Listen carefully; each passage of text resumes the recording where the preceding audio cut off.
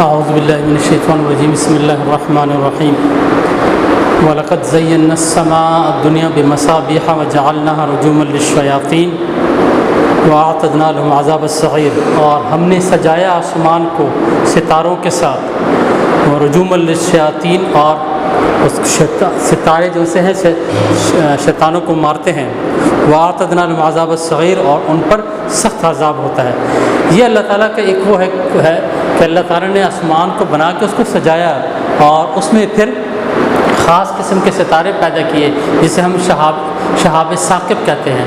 तो ये शयातीन आसमानी दुनिया पे जाकर वो बातें सुनते थे, तो वो शोले या वो आग और वो सितारे उसके ऊपर झपट पड़ते हैं, क्योंकि ये शयातीन नीच वो बातें सुनकर ज़मीन पर आके फसाद बर्पा करते हैं। तो ये भी एक वो है अल्लाह ताला की निशानियों में से है कि अल्लाह ताला ने आसमान को बनाया और उसको सजाया और उसको प्रोटेक्ट किया है शयातीन और जिन्नात से।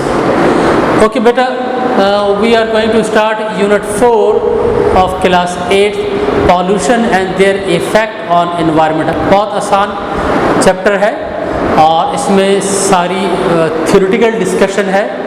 आप इस चैप्टर को ख़ुद भी कर सकते हैं, लेकिन मैं कोशिश करूँगा इसको जो सा है आपको एक्सप्लेन कर दूँ। पहले देख लेते हैं ये पॉल्यूशन क्या होता है।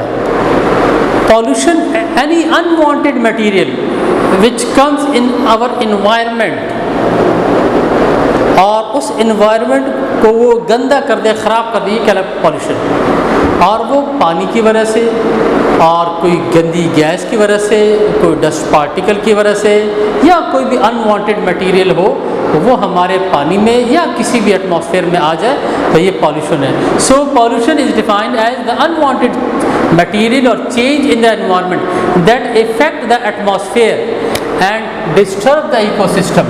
इकोसिस्टम डिस्टर्ब हो जाता है। इकोसिस्टम जिसमें हर चीज़ नेचुरल है, एक चीज़ का एक आपके पास एक नेचुरल चीज़ है, उसमें एक चीज़ इजाफी आ जाती है, तो उसका इफेक्ट लिविंग ऑर्गेनिज्म पे होता है। So that is called as pollution.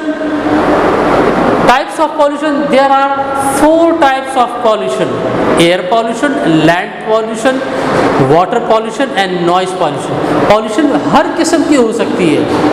अगर एयर में कोई अनवांटेड मटेरियल आ जाए, कोई जहरीली गैस आ जाए, तो वो एयर हमारे लिए ज़रूरी, वो एयर तो हमारे लिए ज़रूरी है और वो एयर हमें फिर नुकसान देगी। फॉर एग्ज़ाम्पल, अगर हम एयर की कंपोजिशन में देखें तो एयर में आपके पास 21% ऑक्सीजन है, 78% नाइट्रोजन है और बाकी ट्रेसेस गैसेस हैं। तो ये 21% ऑक्सीजन मेरे लिए ज़रूरी है। अगर ये 21% ज़्यादा हो जाए या कम हो जाए, ये भी पॉल्यूशन है।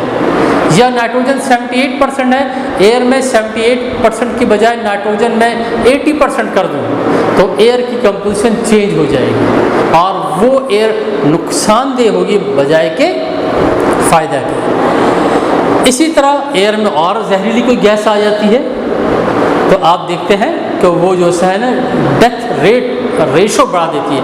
इसी तरह लैंड पॉल्यूशन, एक ज़मीन है बिल्कुल साफ़ सुथरी है और उसमें किसी किस्म का वो नहीं है, वो नेचुरली जो आपके पास अल्लाह ताला ने पैदा की है, उस ज़मीन पर हम कोई ब्लास्टिंग मटेरियल या सल्फ़र पाउडर या गन पाउडर या कोई भी बारूद वगैरह वो डाल दें, तो वो पानी, वो ज़मीन जो सी है वो आपके लिए अब बेकार होगी जब तक उसको आप नेचुरल उस पर नहीं लेकर आएंगे।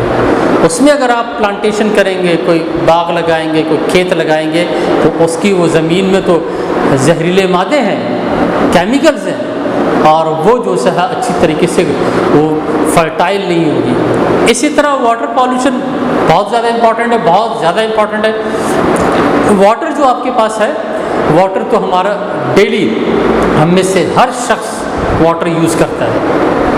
और अगर वाटर एक मतलब से फॉर एग्ज़ाम्पल आपका जो ये हैदराबाद की जो टैंकियाँ हैं या हैदराबाद में जो पानी हमें मिलता है, अगर इस पानी में कोई जाके कोई अनवांटेड केमिकल ऐसा केमिकल जो कि डेथ कॉज करता हो या बीमारियां कॉज करता हो, या पानी में कोई ऐसा मटेरियल आ जाए, कोई बैक्टीरिया आ जाए, कोई एल्गी आ जाए जो कि डिजीज़ को कॉज कर, तो विद इन 1 और 2 डेज़ में पूरे हैदराबाद में बहुत बड़ी बीमारी क्रिएट हो जाएगी।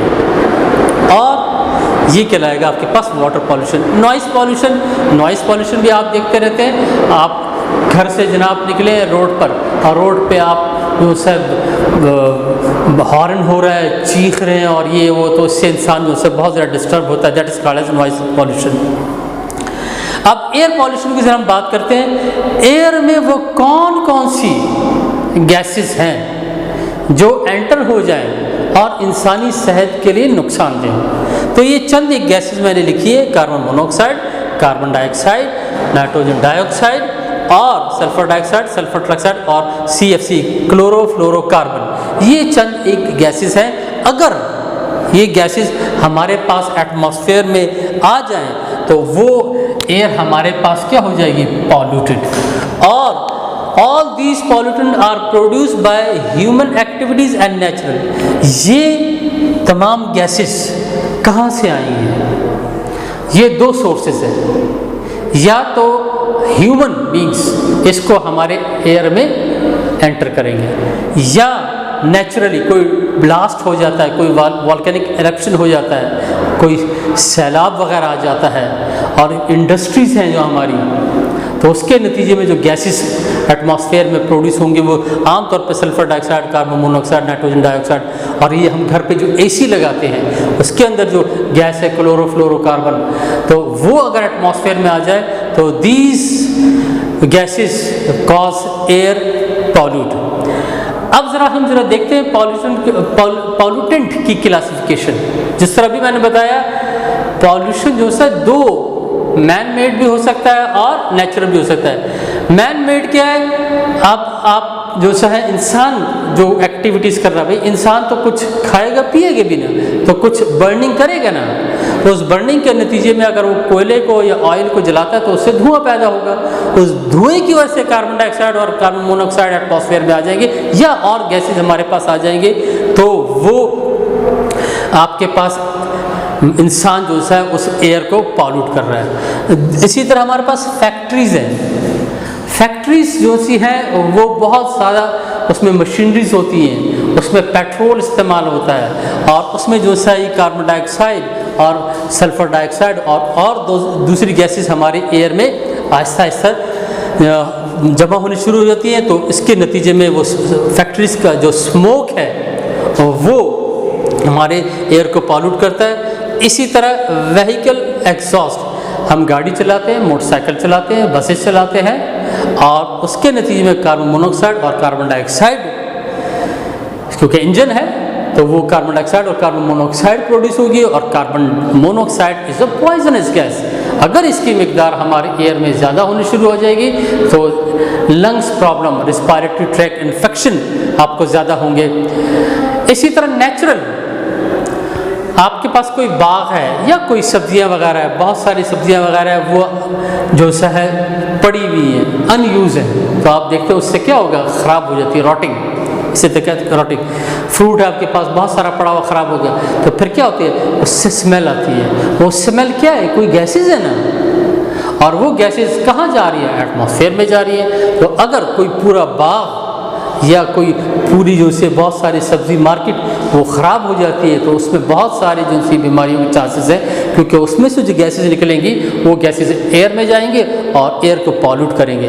इसी तरह वॉल्केनिक इरप्शन, लावा जिसे हम कहते हैं, बाज़ ममालिक में और बाज़ जगहों पे कुछ पहाड़ होते हैं और उन पहाड़ के अंदर यूँ समझ ले एक अल्लाह ताला ने एक आग रखी हुई है, एक हीट रखी हुई है और उसकी लिमिट है। एक वक्त ऐसा आएगा कि वो जो पहाड़ है वो फटेगा और के फटने के नतीजे में जो वॉल्केनिक, जो इसे कहते हैं वॉल्केनिक, और ये पूरा बाहर आ जाता है। उसके नतीजे में बहुत सारी gases, unwanted gases, dangerous gases जो सी एटमॉस्फेयर में आ जाएंगी और वो सारे जो है फैल जाता है, जिसके नतीजे में वो एयर आपके पास पॉल्यूट होती है। तो ये थोड़ा सा आज इंट्रोडक्शन था इस चैप्टर का।